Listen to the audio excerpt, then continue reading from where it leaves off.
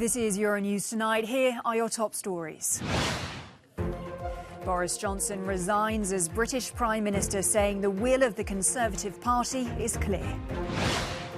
Ukraine sends its best wishes, but many in Brussels say good riddance. Here in The Cube, we'll look at the European reaction to Johnson's resignation. The French government presents a €25 billion package aimed at easing the burden of inflation on households. And enshrining the right to choose in European law, MEPs call for the right to safe and legal abortion to be added to the EU Charter of Fundamental Rights. I'm Helena Humphrey, glad you could join me. Well, it has been a momentous day in the UK. Boris Johnson has resigned as Conservative Party leader, but he says that he will remain as Prime Minister until a successor is chosen. After 2 days of turmoil and key cabinet resignations, Johnson defiantly refused to leave office. But as those departures piled up and party support disappeared, Johnson at last bowed to the pressure, announcing his decision this morning outside of Number 10. Johnson was keen to set out what he believed to be his key achievements during his time in office.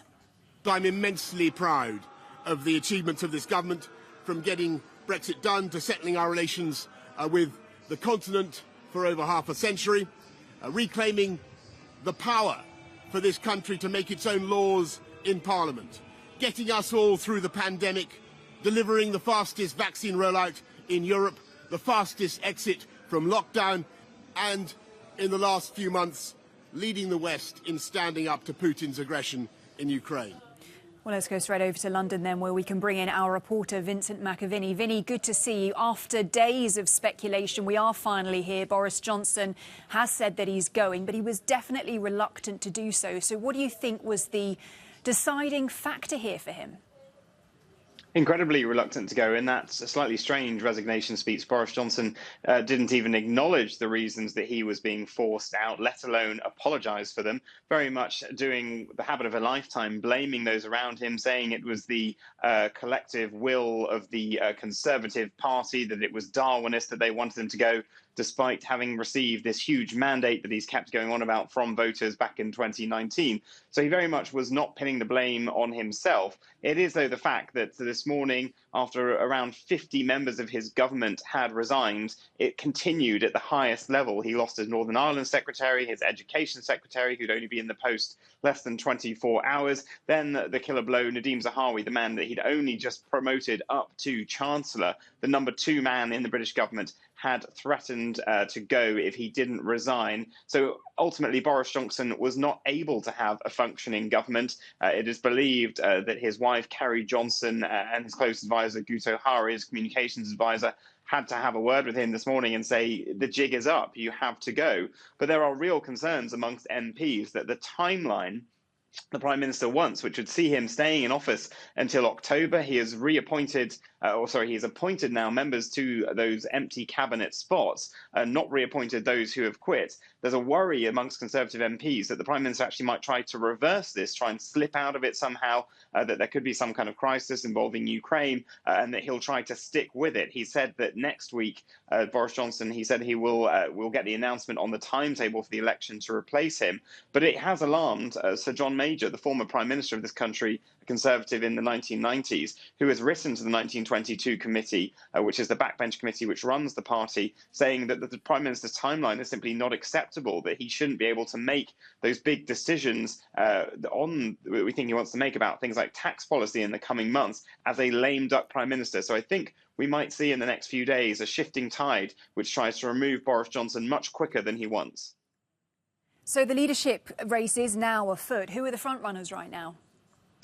Well, there are, we think, around 10 candidates who want to run. The current front runners, the current Chancellor, been in the post only almost 2 days, Nadeem Zahawi. He is definitely one to watch. He was the former Education Secretary. He was also in charge of rolling out the vaccine. He has an interesting backstory. He is a refugee from Iraq. You also have the likes of Sajid Javid, the Health Secretary, who resigned, starting all of this. Penny Mordaunt, another name. She was Development Minister, someone that's been talked about as well. Liz Truss, the Foreign Secretary, currently flying back from the G20 in Indonesia. You also get some smaller names like Suella Braverman, the Attorney General. So we are going to get, I think, around 10 initially. 2 people, though, that have ruled themselves out. Dominic Raab, the Deputy Prime Minister, he says that he will not run. And Michael Gove as well, someone who previously ran for the leadership. He is, of course, fired by Boris Johnson last night, rather unceremoniously. He has said that he will not be running this time around. All right, our reporter there, Vincent McAviney, bringing us the latest from London. Vinny, good to talk to you on this momentous day. Well, our team in the Cube have been looking at all the reaction to Boris Johnson's resignation, and there have been some positive words from Ukrainian officials. Indeed, Helena, take a look at this tweet from Anton Gerashenko. He's an advisor to the Ukrainian Interior Ministry. He said that, Boris Johnson, you are a true friend of Ukraine, and we are very grateful for your stance against Russia and your support for Kyiv. Contrast that to the words coming out of the Kremlin. Spokesperson Dmitry Peskov telling reporters that Russia is hoping that someday Great Britain will have leaders in power who are more professional when it comes to making decisions through dialogue. Clearly, the next UK Prime Minister will have a lot on their agenda when it comes to the Ukraine war. But Boris Johnson's premiership most recently has been marked by his potential unilateral action to overturn the Northern Ireland Protocol. And within Brussels, there are many people who are suggesting that this resignation is a turning point, a new page. The Irish Taoiseach Micheál Martin releasing a lengthy statement in which he acknowledged that Boris Johnson has endured a challenging leadership period. But he went on to say that tensions between the Irish and British government have become very high, and that it is now more important than ever to ensure that the next UK government backs off from any unilateral action, whether that be on the Northern Ireland Protocol, but also on the UK's previous legacy and on human rights. Those words were also echoed on Twitter by Michel Barnier, the former EU Brexit negotiator, who described this as a new page, saying that he hoped that European relations with the UK could now be more respectful of commitments that had been made. And the very prominent MEP Guy Verhofstadt, the former Belgian Prime Minister, went even further, saying on Twitter that Boris Johnson's reign has ended in disgrace, just like Donald Trump. Guy Verhofstadt expressing hope that his resignation could now be the end of, in his words, transatlantic European populism. And I'm just going to end on the words of, or in fact the pictures of, the former Italian Premier Enrico Letta, who just tweeted one image, the front page of The Economist magazine, the image of Boris Johnson when he was the Mayor of London, and the caption, "Clownful Britain after Boris." So, Helena, some very mixed words coming out of Brussels, some of hope for the future, some of relief at Boris Johnson's resignation. But I think it is telling that there are very few European leaders who have actually released a statement in the last few hours. All right, Matthew, thanks very much. As you say, one of the most enduring images there of Boris Johnson. Let's go from that European reaction then back to the UK. And for more analysis on what all of this means and how the next weeks and months unfold, we can bring in Tim Durrant now, who is the Associate Director at the Institute for Government. Good evening to you, Tim. Great to have you with us this evening. Hi. I think it's fair to say there are a lot of questions right now. Boris Johnson has indicated he wants to remain until the autumn. The question is, will his party let him? Yeah, indeed. I mean, he's set out, he clearly expects to stay as a kind of caretaker prime minister until the next leader of the Conservatives is chosen. We've seen online some MPs saying that they don't think that's good enough. They think he should be gone immediately. But then that opens a whole new set of questions. There needs to be a prime minister. So if you want him to leave straight away, who do you put in his place? In the UK, we don't have a kind of interim or caretaker position. If you are Prime Minister, you are Prime Minister. You have all of the powers and responsibilities that go with that post. So it would be untested if they try to put someone in. And the question is as well, who would that be? We have the Deputy Prime Minister, Dominic Raab, who has ruled himself out of standing for the leadership. But for him to become any kind of interim Prime Minister, that would require the party to support him. And it's not clear that they're in that place. So, yes, there are some people who want Johnson to leave immediately, but actually that makes things a lot more complicated. It seems he is committed to being a kind of hands-off or sort of a more distant, perhaps, Prime Minister in the remainder of his time, so that he can be a more sort of neutral caretaker while the party works out who it wants to take over. Right. And I think it's probably more likely. Tim, I want to ask you this then, because, I mean, you talk about untested options, but essentially we really are in uncharted territory here. And one of the ideas being floated right now is whether the 1922 committee could actually truncate the leadership contest, could speed things along more quickly. I mean, could that be an option, do you think? Absolutely. So the 1922 committee is the grouping of conservative backbenchers, and they can set the rules for the leadership contest however they want. They are going to do that next week. I think there is a sense that people want to move quickly. We've got about 3 weeks left before Parliament breaks for summer recess, and so the expectation is that there are 2 stages to the leadership process. The first one is MPs declare, and that list is whistled down to a final 2. And then the second stage, those final 2 are voted on by the members of the party. I think the party wants to resolve that first stage before Parliament breaks for recess, so by the end of July. That's very quick. You know, that we know that there might be a dozen or more candidates running. Lots of names have been bandied around. Lots of people are sort of apparently starting their campaigns for leader. And so the process of getting that big list down to a final 2 is going to take a lot of time. I mean, you mentioned 3 weeks, you say it's pretty quick, but at the same time, it's a very long time when the UK is going through such a tumultuous period. And I just wonder if there continues to be this tussle, which we could potentially see, is there the risk that there is even more chaos, constitutional crisis for the UK ahead? There's always that risk, I think. You know, never say never, particularly in the UK over the last few years.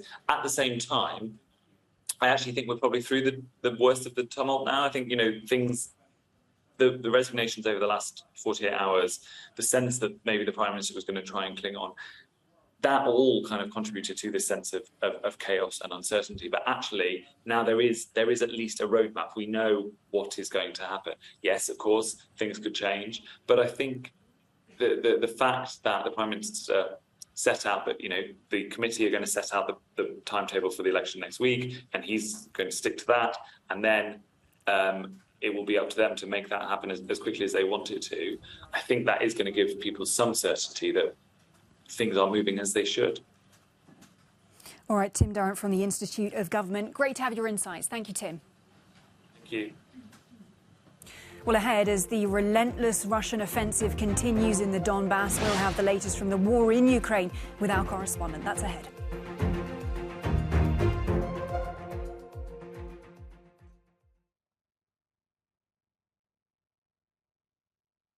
Well, as we've been hearing, UK Prime Minister Boris Johnson has stepped down, and in his resignation speech, Johnson referenced his support for Ukraine as one of his government's most significant achievements. Well, Euronews' Sasha Vakulina joins me now to discuss how his departure could impact the country's war effort. Sasha, good to see you. Are there concerns in Ukraine right now that Boris Johnson leaving could see a drop-off in support from the UK?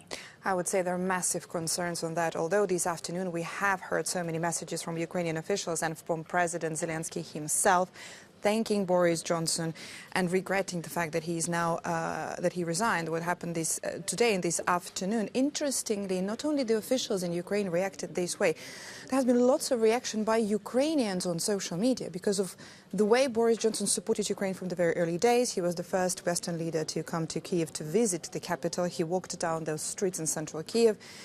He was among the first ones to actually support with weapons and also to talk to other Western allies to provide weapons to Ukraine. So there is a very special feeling about Boris Johnson in Ukraine. Also, you know, when you look at his Instagram handle, he goes with Boris Johnson UK. Ukrainians sort of transformed it and said this is Boris Johnson nuke, making it sound very Ukrainian. There is this special feeling, but we have to understand that for Ukrainians, it's been very dramatic situation. They have been so focused on the war raging all over their country that they did not probably look that much into what's been happening with Boris Johnson and the UK. Right, understandably, of course. But meanwhile, on the ground in Ukraine, I mean, it is noteworthy today that we've got the first day that Russia hasn't reported any territorial gains there. Tell us more about that. Well, it looks like Russian troops are now on the so-called operational pause. This has been now confirmed also by the Institute for the Study of War, by the think tank. This happened right after the fall of the Lysychansk and Severodonetsk. What happens, it means that they just don't stop fighting altogether, but they're not trying to make any territorial gains. They're trying to let those troops rest and also resupply, regroup somehow, but the fighting still continues all the front line in Ukraine, and also the shelling continues. And this afternoon we have seen Kramatorsk and Kharkiv again being shelled. All right, Sasha Vakulina there bringing us the latest. Sasha, as ever, great to have your insights. Thank you. Well, the French government has announced a new round of economic measures aimed at curbing the effects of inflation. Finance Minister Bruno Le Maire said that the €25 billion package is targeted and temporary and includes public sector pay rises and fuel rebates for drivers. Well, our international correspondent Annelise Borges is standing by in Paris. We can cross straight to her now. Annelise, the finance minister said that the aim of this package essentially was to help workers. I mean, how much help do they need? And of course, crucially, will this be enough? Well, purchasing power was the top concern, according to the polls, for French voters throughout this very busy electoral year. Inflation is at 5.8%, more than double the same rate last year here in France. Several sectors of the economy have been affected, so workers do need the help. According to the government, then, there will be a wide range of measures, according to the French government spokesperson, that will be their priority, tackling the rising costs of living here in this country. That wide set of measures include a 4% increase in pension benefits, a 3.5% increase in civil servant pay, but also other tax cuts and food vouchers and caps on prices. The government also announced that gas will the price of gas will not increase until the end of the year. They will also continue to extend a state-funded rebate on fuel prices, and people, for example, who can prove they travel long distances for work, they will continue receiving benefits from the government. The total cost of this package, according to Bruno Le Maire, will stay around 20 billion euros. That is a significant amount. But Bruno Le Maire says, despite the fact that that public spending here in France is at a danger level, they can afford to do this because of an increase in tax revenue from last year. This major package is the first proposed bill put forward by this new administration since the re-election of Emmanuel Macron, and since Emmanuel Macron lost an outright majority in legislative elections last month. It's going to be very interesting to see just how this bill is received, debated and voted in the National Assembly. Members of Emmanuel Macron's groups are confident that they can pull this through. I spoke to a member of his party earlier today who told me he's confident that his colleagues will either support or at least abstain and not block this text. He told me that they understand the urgency of the matter and just how important these measures are to the French. Well, we shall see. Annelise Borges there reporting from Paris. Annelise, thanks a lot. Well, over the border to Italy now, where the long-awaited trial opened over the collapse of a bridge in Genoa in 2018, which killed 43 people. A large section of the Morandi Bridge broke off during a storm, sending dozens of vehicles plummeting to the riverbed below. 59 defendants are accused of manslaughter and negligence, among other charges. The trial's been adjourned for the summer, and it's expected to restart in September. Well, Euronews correspondent Giorgia Orlandi has been following the story and sent us this report. The collapse of the bridge killed 43 people exactly 4 years ago. Relatives of the victims have been waiting for today for quite some time, and it is remembered as one of the worst tragedies in Italian history. Among the people who stand trial, there's also the former head of the Atlantia Group, now Autostrade per l'Italia, which controls nearly half of Italy's motorway network, that has been accused of failing to maintain that bridge. Used to belong to that group. There are also several officials from another company that was in charge of inspections on the bridge, and several transport ministry officials have been added to that list as well. The judge who ordered these people to stand trial also ordered these companies to pay 29 million euros to the Italian state. The charges include manslaughter, willful disaster and negligence. And we know as well that in a report that was published last year on the investigation, prosecutors highlighted incomplete and inadequate inspection on that bridge. We know as well that another 200 people are expected to come forward today requesting compensation following the tragedy, bringing the overall amount of people who've requested compensation between individuals and companies to 500. It's going to be a long trial. It's going to take perhaps months, if not years, before a verdict can be reached. Giorgia Orlandi for Euronews in Rome. Members of the European Parliament have called for the right to a safe and legal abortion to be included in the bloc's Charter of Fundamental Rights. Approving the resolution, they said that women's rights are inalienable and cannot be watered down. Ada Sanchez-Alonso has more.